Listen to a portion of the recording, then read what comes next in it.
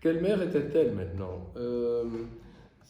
C'était une mère euh, très, pour laquelle les enfants étaient très importants. C'était bien sûr le cœur de sa vie domestique, familiale, vacances, etc.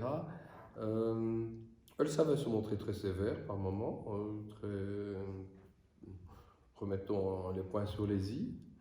Euh, et je crois que le fait qu'elle ait, comment dire, le sentiment d'avoir des enfants, je ne vais pas dire exceptionnels, mais enfin très réussis, je crois que ça nous a aidé aussi.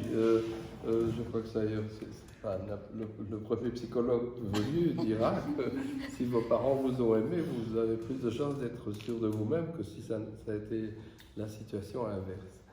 Est-ce que je peux ajouter quelque chose sur les époques, son temps? Bien sûr, bien sûr. En fait, elle est née en 1920, donc, et elle a grandi dans l'entre-deux-guerres. Elle a eu une éducation assez rigide, un père sévère et en même temps un père producteur de littérature. Et donc elle avait, je crois, elle s'ennuyait à l'école, mais elle se mettait à écrire aussi. Et puis elle voyait défiler à la maison des peintres, des journalistes, des écrivains, des musiciens, etc. Et paf, 40, elle a presque 20 ans, la guerre. 43, son père meurt. Donc c'est une période très, très difficile à vivre. 46, elle se marie.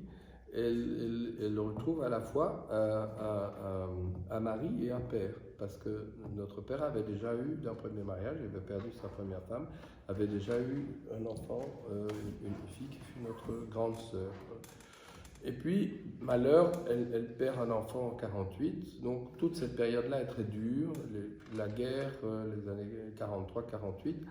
Et à partir de 1950, je ne dis pas que c'est uniquement grâce à la naissance de ma sœur et de moi, mais c'est aussi là, il faut se remémorer l'atmosphère optimiste de cette époque, l'après-guerre, la libération, le souvenir de la libération, la conviction du progrès pour tout le monde, les progrès scientifiques, les premières explorations spatiales, l'exposition 58, tout ça a été nimbé d'un optimisme fort qui, je crois, nous a rendus heureux. Et au niveau littéraire, c'était l'époque des rencontres internationales de poésie à Paris, au Mont-Saint-Michel, Biennale de poésie à Knock. Il y avait une effervescence dans les contacts. Et alors, c'est comme ça qu'elle est entrée dans le milieu littéraire. Je me souviens très bien, à partir des années 60, elle était dans cette salle pour présenter des poètes. Et Michel se souvient qu'à l'époque, la formule était un peu différente. Le poète, l'auteur passait une sorte d'examen parce qu'on ne savait pas très bien ce que l'orateur ou l'oratrice allait dire du recueil ou du roman en question. Et il y avait un récitant aussi, et donc la possibilité pour l'auteur de s'exprimer était très limitée. C'était la formule de l'époque, elle avait une certaine solennité. Mais ce qui était beaucoup plus chaleureux et qui, à mon avis, c'est une grande erreur que ça n'existe plus, c'était les dîners de poètes, les dîners du journal des poètes. On choisissait un restaurant et il y avait 50-60 personnes et on faisait un dîner en l'honneur d'un tel ou d'un tel. Ça permettait aux écrivains de se connaître de manière beaucoup plus personnelle et joyeuse. C'était une occasion supplémentaire de nouer une fraternité littéraire. Et je crois que c'est dommage que ça n'existe plus, alors qu'il y a encore des restaurants, hein, et même plus qu'à cette époque. Bien, à partir de, je crois, alors, donc ça c'est une période assez heureuse, son temps, c'est ce temps-là, et ça marque sa poésie, trace de nous-mêmes, c'est Nous vivrons dans ta vie, même Érosion du silence. Et puis je crois que, de nouveau, les nuages s'amoncellent. Il y a la révolte de la jeunesse, ça les frappe beaucoup, c'est les parents de cette génération, mai 68, puis la guerre du Vietnam, l'invasion de la Tchécoslovaquie, et tout se met à se détraquer. Et en plus, notre père meurt en 1972. Et donc c'est un autre cadre de vie, un autre temps qui se met en route. Et c'est ce temps-là qui a surtout été évoqué dans les livres dont Michel et Martine ont parlé. Et c'est une époque plus morose dans laquelle elle a essayé de survivre.